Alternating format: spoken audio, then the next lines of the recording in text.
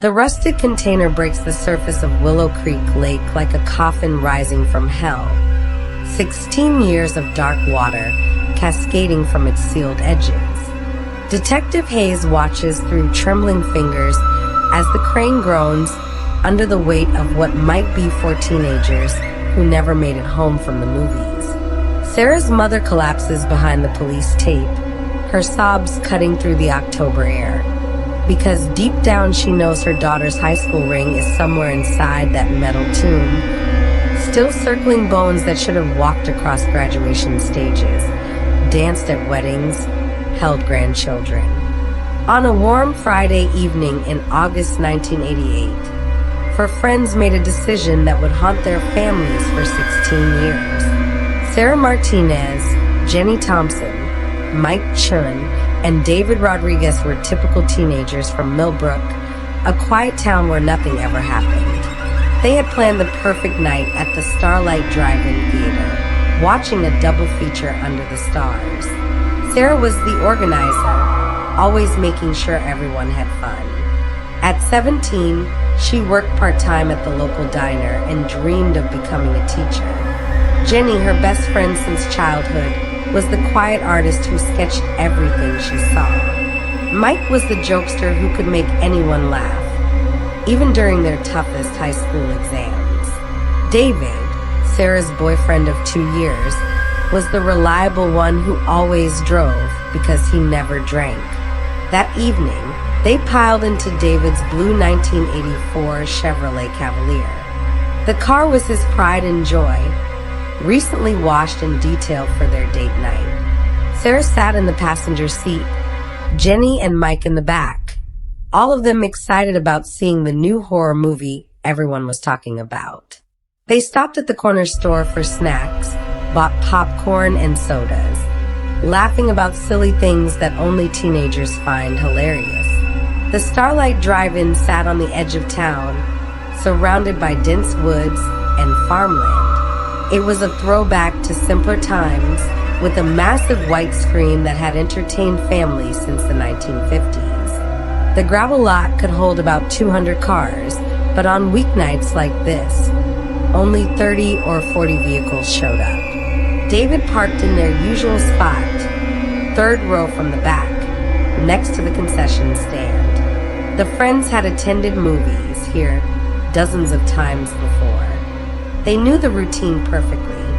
Connect the speaker to the window, adjust the seats, and settle in for hours of entertainment. The first movie started at dusk. Several other teenagers from their school were there too, waving and honking their horns in greeting.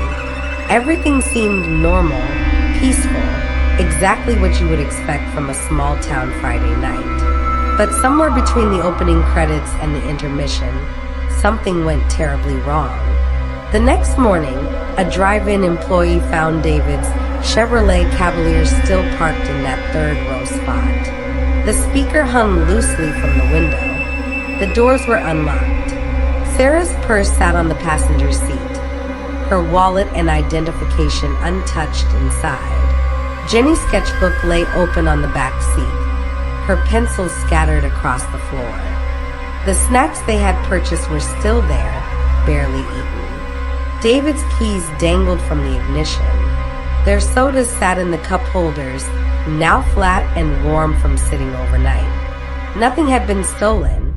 Nothing appeared damaged or disturbed. But Sarah, Jenny, Mike, and David were gone. The drive-in manager called the police immediately. Officers arrived within 20 minutes, expecting to find evidence of what happened. They searched the car thoroughly, looking for signs of struggle, blood, or anything that might explain where 4 teenagers had vanished to. They found nothing. The police expanded their search to the surrounding woods, thinking perhaps the friends had decided to take a walk and gotten lost in the darkness. Search dogs traced no scents beyond the parking lot. Helicopters scanned the area for hours, finding no trace of the missing teenagers. Investigators interviewed every person who had been at the drive-in that night. No one remembered seeing the 4 friends leave their No one heard screaming, fighting, or any sounds of distress. The last anyone remembered, they were laughing during the first movie, sharing popcorn like any other group of teenagers.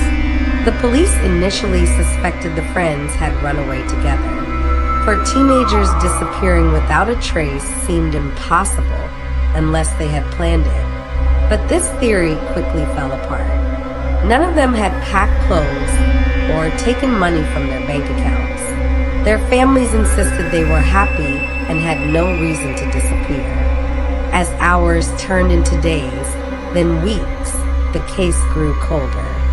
The four friends had simply vanished into the night, leaving behind only questions and a blue Chevrolet Cavalier that held no answers. The disappearance of four teenagers sent shockwaves through Millbrook. Within hours of the discovery, news crews arrived from neighboring cities, turning the small town into a media circus. Headlines screamed about the mysterious vanishing, and reporters interviewed anyone willing to talk about the missing friends. Sarah's mother, Maria Martinez, became the face of the family's desperate search. She appeared on television daily, begging for information about her daughter. Her voice cracked as she described Sarah's dreams of becoming a teacher, how she helped younger children with homework after school, how she always called home if she was running late. Jenny's parents, both artists themselves, plastered missing person posters throughout 3 counties. They offered a $5,000 reward for any information leading to their daughter's safe return. Jenny's father spent entire days walking through the woods surrounding the drive-in, calling her name until his voice gave out. Mike's family organized search parties every weekend. Dozens of volunteers combed through fields, abandoned buildings, and remote areas where 4 teenagers might have ended up. They searched old barns, empty houses, and even the town's small lake, dragging the shallow waters with hooks and nets. David's parents hired a private investigator, convinced that the police were not doing enough. The investigator interviewed classmates, teachers, and anyone who might have known about enemies or problems the teenagers faced. He found nothing suspicious. Everyone described the 4 as normal, happy kids with bright futures ahead of them. The police investigation followed every possible lead. Detective Robert Hayes, assigned to the case, worked 18-hour days for months. He investigated whether the teenagers might have witnessed something illegal at the drive-in, making them targets for criminals. He explored the possibility of a serial killer passing through town, though no similar crimes had occurred in the region. Detectives examined the theory that someone had forced the 4 friends to leave their car at gunpoint, then transported them elsewhere. But this raised more questions than answers. Why leave the car unlocked with valuables inside? Why choose 4 teenagers instead of easier targets? How could someone control 4 people without anyone noticing? As autumn arrived, the media attention faded. Reporters moved on to other stories, leaving the families to continue their search alone. The missing person posters began to fade and tear, replaced occasionally by fresh ones that friends and family members put up during weekend trips to neighboring towns. Detective Hayes refused to give up. He re-interviewed witnesses multiple times, hoping someone would remember a forgotten detail. He studied similar cases from other states, looking for patterns that might explain what happened in Millbrook. He even consulted with FBI profilers, though they had little to work with given the complete lack of physical evidence. The families held vigils on the anniversary of the disappearance. They lit candles, shared memories, and prayed for answers that never came. Local churches organized prayer groups, and the high school planted a memorial garden with 4 trees representing the missing students. But as winter turned to spring, then summer, the harsh reality set in. The 4 friends were not coming home. Whatever had happened to them that night at the Starlight Drive-In had removed them from the world as completely as if they had never existed.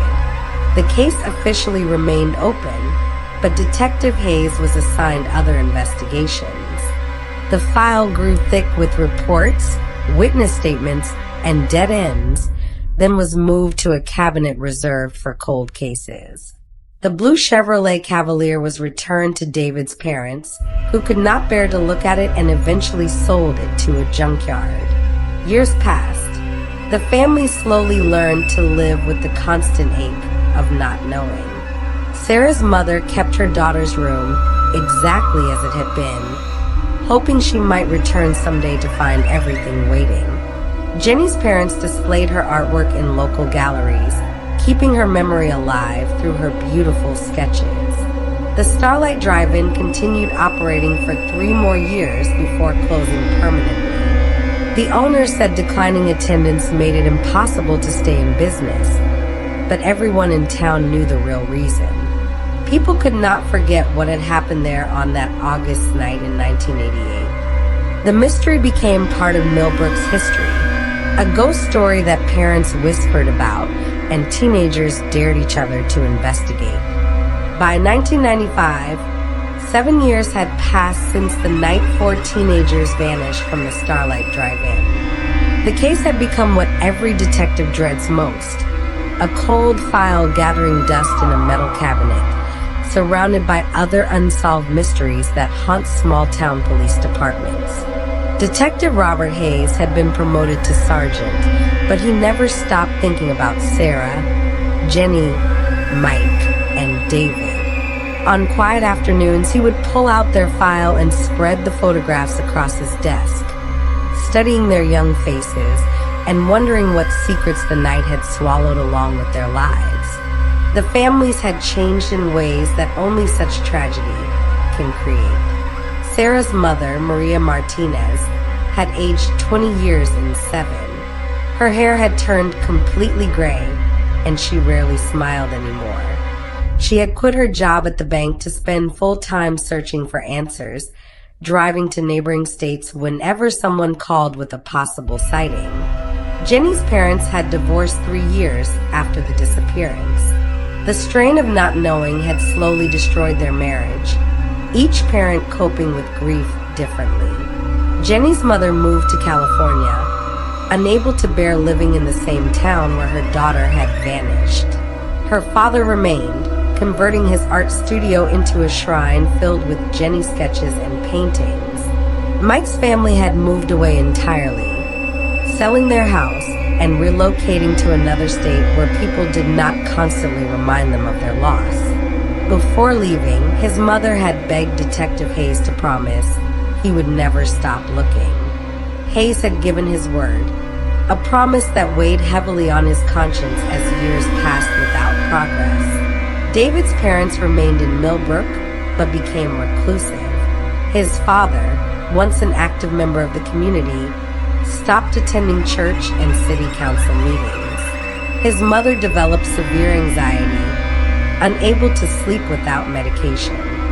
They had tried grief counseling, support groups, and therapy, but nothing could heal the wound of not knowing what had happened to their son. The case had spawned numerous theories over the years. Some people believe the teenagers had been abducted by a traveling serial killer, though no similar crimes were ever linked to their disappearance. Others suspected they had witnessed illegal activity at the drive-in and were murdered to keep them quiet. More outlandish theories emerged as well. UFO enthusiasts claim the friends had been taken by aliens, pointing to the complete lack of physical evidence as proof of otherworldly intervention. Conspiracy theorists suggested government involvement, though they could never explain why 4 small-town teenagers would interest federal agents. Detective Hayes had investigated every theory, no matter how strange. He had consulted with experts on cult activity, thinking perhaps the teenagers had been recruited by a religious group. He had explored connections to drug trafficking, wondering if the drive-in had been used as a meeting point for dealers. He had even looked into the possibility of witness protection, considering whether the families might be hiding something about their children's disappearance. Nothing led anywhere. The physical evidence remained frustratingly minimal. The car had yielded no useful fingerprints beyond those of the four friends and their families. No DNA evidence existed to test, since forensic technology in 1988 was far less advanced than it would become in later years. The crime scene, if it could even be called that, had been contaminated by dozens of searchers before proper procedures could be established.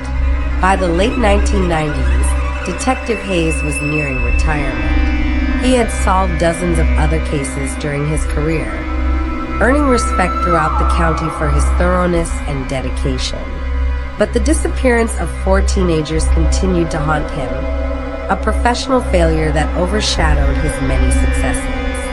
New officers joining the department would sometimes ask about the cold case files, and Hayes would tell them the story of that August night in 1988. Some expressed interest in reviewing the evidence, hoping fresh eyes might spot something previous investigators had missed.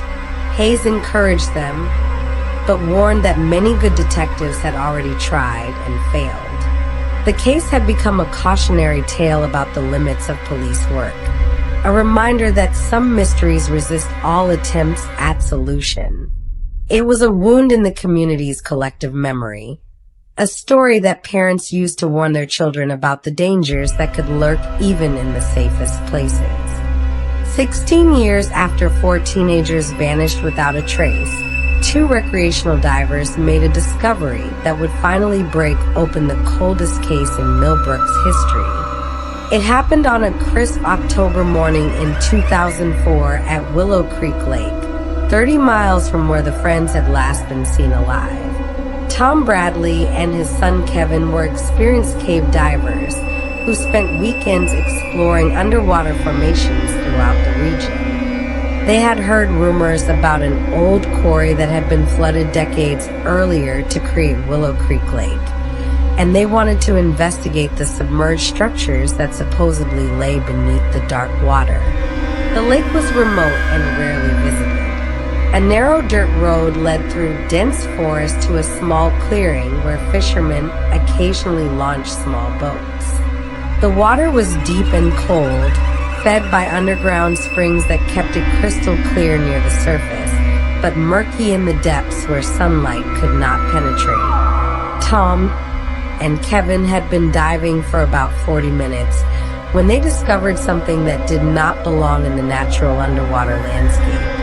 At a depth of 60 feet, partially buried in silt and debris, sat a large metal container that looked like an industrial shipping container or storage unit. The container was approximately 20 feet long and 8 feet wide, made of heavy steel that had rusted extensively during its years underwater. Thick chains secured it to concrete blocks, clearly placed there intentionally to keep it submerged. Algae and aquatic plants had grown across its surface, camouflaging it so effectively that it blended with the lake bottom. Kevin noticed it first, thinking it was a natural rock formation until he saw the straight edges and right angles that nature never creates. He signaled to his father, and together they swam closer to investigate. Even through their diving masks, they could see that this was something significant, something that had been hidden deliberately in the deepest part of the lake. The container had a heavy door on one end, sealed with multiple locks that had corroded beyond use. But time and water had weakened the metal, and the divers could see gaps where the door frame had separated slightly from the main structure. Whatever was inside had been locked away for many years, waiting in the cold darkness of Willow Creek Lake. Tom and Kevin surfaced immediately, their hearts pounding with the realization that they might have found something connected to a crime. They marked the location with GPS coordinates and returned to shore, where they called the county sheriff's department to report their discovery. Sheriff Margaret Collins had been on the job for only 2 years, but she knew the history of unsolved cases in her jurisdiction. When the divers described a deliberately submerged container secured with chains and concrete blocks, she immediately thought of the 4 teenagers who had vanished in 1988. She contacted Detective Hayes, who had retired but still lived in the area. Hayes arrived at Willow Creek Lake within an hour, accompanied by a team of investigators and evidence technicians. The state police sent their underwater recovery unit, equipped with specialized equipment for examining submerged crime scenes. News crews learned about the discovery and gathered at the lake, hoping to witness the resolution of a 16-year-old mystery. The recovery operation took 3 days. Divers carefully documented the container's position and the chains that anchored it to the lake bottom. They photographed everything from multiple angles before attaching cables that would allow a crane to lift the massive metal box from the water. When the container finally broke the surface, water poured from gaps in its sealed door. The metal groaned and creaked as it was lowered onto a flatbed truck, leaving a trail of lake water and rust stains on the ground. Everyone present knew they were looking at evidence that might finally explain what had happened to Sarah, Jenny, Mike, and David. But opening the container would have to wait. Proper forensic procedures required that it be transported to a secure facility where experts could examine its contents without contaminating potential evidence. The families of the missing teenagers were notified, but asked not to come to the lake, sparing them the agony of watching what might be their children's tomb being raised from the depths. The metal container sat in the State Forensics Laboratory like a time capsule from hell, waiting to reveal secrets that had been locked away for 16 years. Dr. Sarah Chun, the chief medical examiner, had assembled a team of specialists to handle what everyone hoped would be the breakthrough in the 1988 disappearance case. The laboratory fell silent as technicians carefully cut through the corroded locks that had sealed the container for over a decade underwater. Each cut was documented with photographs and video, ensuring that every piece of evidence would be preserved for future court proceedings. Detective Hayes stood behind the observation window, his hands trembling slightly as the final lock fell away. Beside him, Sheriff Collins held her breath, knowing that whatever lay inside would either solve the most famous cold case in the county or deepen the mystery even further. The heavy door opened with a metallic screech that seemed to echo the screams that no one had heard on that terrible night in 1988. The smell that escaped made several technicians step back immediately. Even through their protective masks, the odor of decay and stagnant water filled the sterile laboratory air. Inside the container, the forensics team found what they had expected but hoped they would not. For human skeletons, still partially clothed in fragments of fabric that had somehow survived their underwater grave. The remains were positioned carefully, almost respectfully, as if whoever had placed them there had taken time to arrange them properly. But it was not just the bodies that made this discovery so significant. Scattered around the skeletons were dozens of personal items that had been carefully preserved in waterproof bags. Sarah's high school class ring glinted under the laboratory lights. Jenny's distinctive silver bracelet, a gift from her grandmother, lay coiled near one set of remains. Most importantly, they found a leather journal wrapped in multiple layers of plastic, its pages still readable after 16 years underwater. The journal belonged to the killer, and its contents would finally reveal the truth about what had happened at the Starlight Drive-In. Dr. Chun worked methodically to examine each skeleton, determining cause of death through careful analysis of the bone structure. All 4 victims had suffered severe trauma to their skulls, indicating they had been killed by blunt force injuries. The killer had struck each teenager multiple times, ensuring that none of them survived the attack. The journal told a chilling story of obsession and rage. Written by Marcus Webb, a maintenance worker at the drive-in theater, it detailed months of watching the four friends during their regular visits to the movies. Webb had developed an unhealthy fixation on Sarah Martinez, believing that she was meant to be his girlfriend despite never having spoken to her. Webb's writings revealed a deeply disturbed mind that interpreted Sarah's friendly smiles and casual waves as romantic interest. When he realized that she was dating David Rodriguez, his obsession turned to violent anger. He began planning what he called his perfect crime, a way to make the four friends disappear forever without leaving any evidence behind. On the night of August 15, 1988, Webb had hidden in the woods near the drive-in, waiting for the right moment to approach their car. When the friends stepped out during intermission to visit the concession stand, he had followed them into the darkness between the rows of parked vehicles. The journal described how Webb had convinced the teenagers to come with him, claiming there was an emergency involving one of their friends. He led them to a van parked behind the concession building, where he attacked them one by one with a metal crowbar. The entire incident had taken less than 10 minutes, happening in a blind spot where no other moviegoers could see. Webb had then driven their bodies to a construction site where he worked, loading them into the metal container along with evidence from the crime scene. He had spent the next day welding the container shut and arranging for a crane to submerge it in Willow Creek Lake, where he believed it would never be found. The final entry in the journal was dated 3 days after the murders. Webb wrote that he felt no remorse for killing the four friends, believing that if he could not have Sarah, no one should. The discovery of Marcus Webb's journal sent shockwaves through Millbrook and the surrounding counties.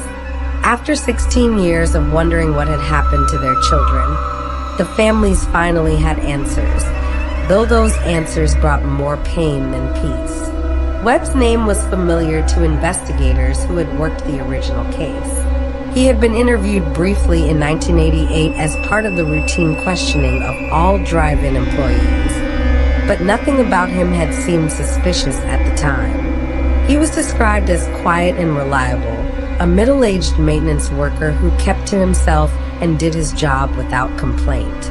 Records showed that Webb had left Millbrook just 2 weeks after the teenagers disappeared, telling his supervisor that he had found work in another state.